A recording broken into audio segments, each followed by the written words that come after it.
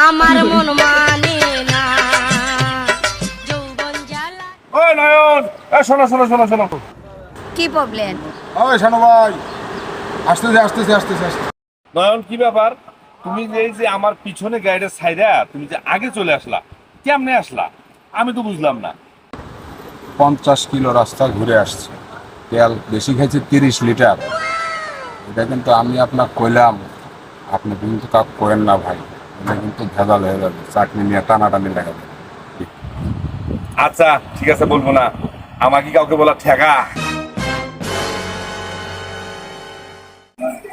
ভাই ভাই, আরে ভাই সে কথা কই এই নয়ন আমাকে একটা বিশ্বাস করে কথা কইছে, বুঝতে পারছেন? বলেন, ওই আমার পিছে গাড়ি ছেড়ে আগে, আচ্ছা 50 কিলো রাস্তাও ঘুরছি, তেলও বলে 30 বেশি খেয়েছে।